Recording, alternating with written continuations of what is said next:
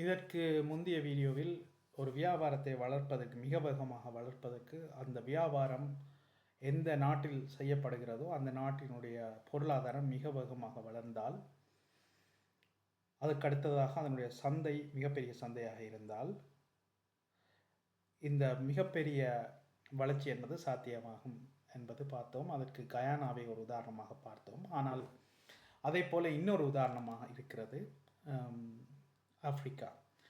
ஆப்பிரிக்காவிலே குறிப்பாக ஒரு நாடு ருவாண்டா.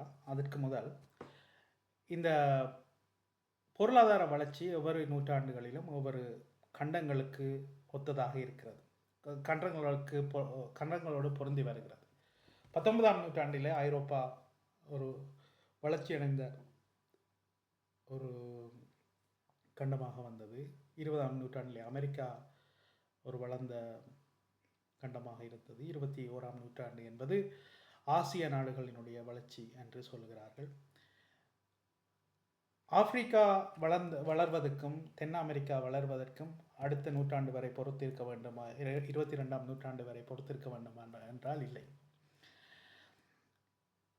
ஏனென்றால் இப்பொழுது புதிய தொழில்நுட்பத்தினுடைய வளர்ச்சி முதலீடையும் சேவைகளையும் சில வினாடிகளிலேயே நாடுகளுக்கு நாடு செலுத்தக்கூடிய கொண்டு சேர்க்கக்கூடிய தொழில்நுட்பம் வந்துவிட்டது. பொருட்களையும் மனிதர்களையும் சில மணித்தியாலங்களிலே கொண்டு சேர்க்கும் போக்குவரத்து வசதிகள் வந்துவிட்ட பிறகு ஒரு புதிய பொருளாதாரம் புதிய கண்டத்திலே மிகவும் வேகமாக வளர்வதற்கு இன்னும் ஒரு நூற்றாண்டு பொறுத்திருக்க வேண்டிய அவசியம் இல்லை. ஆப்பிரிக்கா போன்ற ஒரு கண்டம் இப்பொழுதே அதனுடைய வளர்ச்சி ஆரம்பமாகிவிட்டது. ஆனால் அதனுடைய வளர்ச்சி ஒவ்வொரு பகுதிகளிலே இருக்கிறது. வெஸ்ட் ஆப்பிரிக்காவிலே, ஈஸ்ட் ஆப்பிரிக்காவிலே அதனுடைய வளர்ச்சி இருக்கிறது. ஈஸ்ட் ஆப்பிரிக்கன் நாடுகளான எத்தியோப்பியா, கென்யா, தன்சானியா, ருவாண்டா போன்ற நாடுகள் வளர்ச்சியில் இருக்கிறது. மேற்கு ஆப்பிரிக்க நாடுகளும் வளர்கிறது, வடக்கு ஆப்பிரிக்க நாடுகளும் வளர்கிறது. ஆனால் மிகப்பெரிய வளர்ச்சி ஈஸ்ட் ஆப்பிரிக்காவிலே இருக்கிறது. அதுக்கு முதல் சவுத் ஆப்பிரிக்காவினுடைய வளர்ச்சி இருந்தது. அது ஒரு தனி நாடாகவே வளர்ந்தது. இந்த ஈஸ்ட் ஆப்பிரிக்கா மிக வேகமாக வளர்வதற்கு அதனுடைய அமைவிடம் ஒரு காரணம். அந்த நாடுகள் அநேகமாக இந்து சமுத்திரத்தை நோக்கியதாக இருக்கிறது. இந்து சமுத்திரத்தை அது நோக்கியதாக இருப்பதால் காலாகாலமாக அவர்களுடைய துறைமுகங்கள், கடல் சார்ந்த வணிகம் ஒரு காலாகாலமாக வளர்ந்து வந்திருக்கிறது. அது காலனித்துவ ஆட்சியிலும் கூட நடந்திருக்கிறது. அதனாலே இயல்பாக கடல்சார் வணிகத்தினுடைய ஒரு பாரம்பரியம் அங்கே இருக்கிறது. அதுவும் அதனுடைய வளர்ச்சியிலே அடிப்படையாக இருக்கிறது. அது தவிர அந்த நாடுகளுக்கு இடையிலான அந்த ஈஸ்ட் ஆப்பிரிக்கன் கண்ட்ரீஸுக்கு தங்களுக்கு இடையிலான ஒற்றுமை, அவர்கள் கூட தாங்கள் சேர்ந்து வேலை செய்ய வேண்டும் என்கிற எண்ணம், சனத்தொகையிலே இளம் உழைக்கும் வர்க்கத்தினுடைய எண்ணிக்கை அதிகமாக இருப்பது போன்று பல்வேறு காரணங்கள் இருக்கிறது. அதோடு மத்திய ஆப்பிரிக்கா நாடுகள் பலவற்றுக்கு துறைமுகங்கள் இல்லை. அது நாற்புறமும் வேறு நாடுகளால் சூழப்பட்ட நாடுகள். அங்கே ஏராளமான கனிம வளங்களை அகழ்ந்து எடுக்கிறார்கள். அதை ஏற்றுமதி செய்வதற்கான துறைமுகங்களாக இந்த ஈஸ்ட் ஆப்பிரிக்கன் கண்ட்ரீஸினுடைய, கிழக்கு ஆப்பிரிக்க நாடுகளுடைய துறைமுகங்களை பாவிக்கிறார்கள். அது அவர்களுக்கு இன்னொரு பொருளாதாரத்தை கொடுக்கிறது.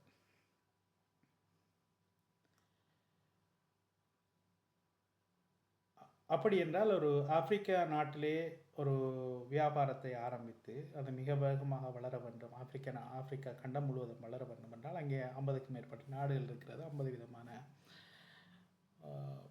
பொருளாதார முறைமைகள் இருக்கிறது, சட்டங்கள் இருக்கிறது என்றால் மிக வேகமாக வளரும் பகுதியான ஈஸ்ட் ஆப்பிரிக்காவுக்கு போவதற்கு அந்த மார்க்கெட், அந்த சந்தை எப்படி இருப்பது என்பதை அறிந்து கொள்வதற்கு, தெரிந்து கொள்வதற்கு, பழகிக்கொள்வதற்கு ருவாண்டாவை ஒரு பாதையாக, ஒரு கேட்வேயாக, ஒரு நுழைவாயிலாக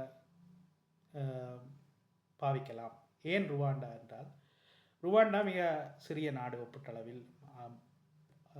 அயல் நாடுகளுடன் ஒப்பிடும் பொழுது 14 மில்லியன் சனத்தொகை கொண்ட மிகவும் சிறிய நாடு.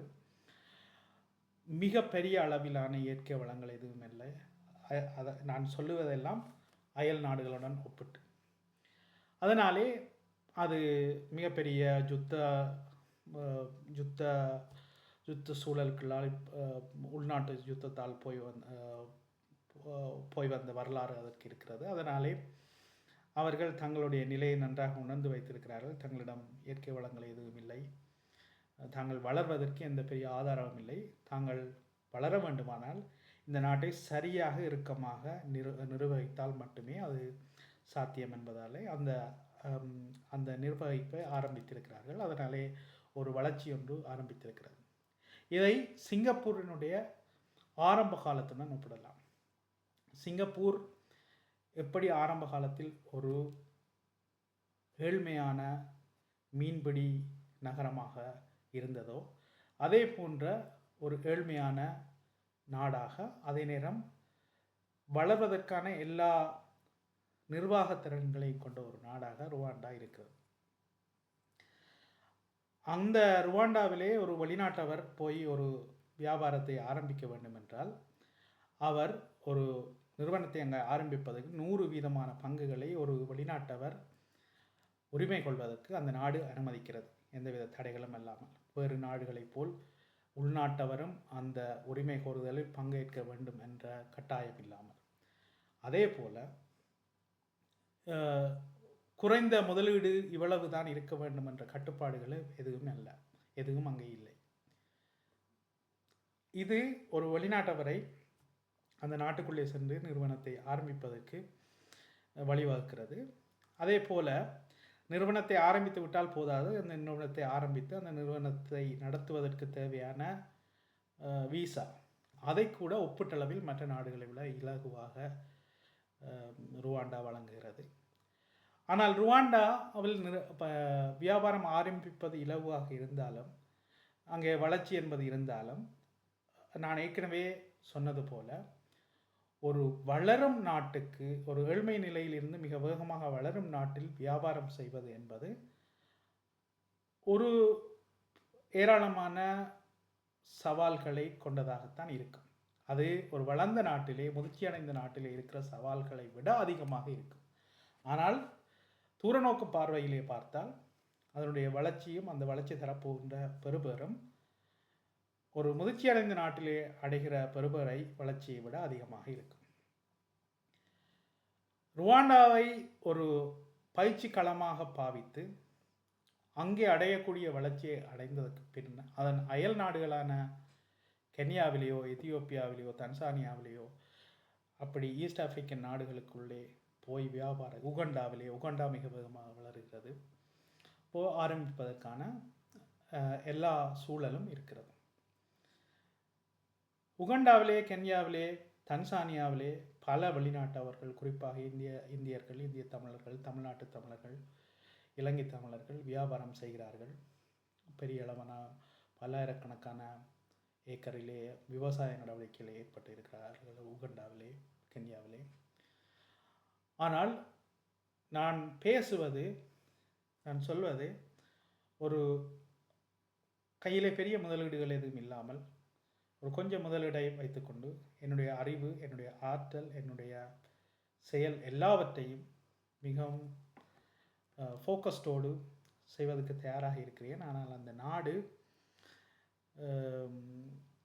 இலகுவாக என்னை அங்கே வியாபாரம் செய்வதற்கு, என்னை நிறுவனத்தை தொடர்ந்து நடத்துவதற்கு அனுமதிக்க வேண்டும் என்று நினைப்பவர்களுக்கானது தான். ஆனால் ருவாண்டாவுக்குள்ளே எந்த துறையை தேர்ந்தெடுத்தால் வளர்ச்சி வேகமாக இருக்கும், எந்த துறைக்கு உள்நாட்டிலே போட்டி இருக்கிறது, எந்த துறையிலே அரச கட்டுப்பாடுகள் இருக்கிறது, எந்த துறையிலே வெளிநாட்டு இறக்குமதியிலே அந்த துறை தங்கி இருக்கிறது, இது போன்ற ஆராய்ச்சிகளை, ரிசர்ச்சை முன்கூட்டியே செய்துவிட்டு ஒரு நாடு வேகமாக வளருகிறது என்பதற்காக தொட்டதெல்லாம் துலங்கும் என்ற அர்த்தம் கிடையாது. அதனாலே இதை துறைவாரியாக ஆராய்ந்து விட்டு ருவாண்டாவிலே ஒரு நிறுவனத்தை ஆரம்பித்தால் மிக குறுகிய காலத்தில் வளர்ச்சி அடைய வேண்டும் என்று விரும்புபவர்களுக்கு அது ஒரு பெரிய திறவுகோலாக அமையும். ஆனால் இவை அனைத்தும் மிகச் சரியான தேடுதலுக்கும் ஆராய்ச்சிக்கும் பிறகே அவர்கள் தொடங்க வேண்டும்.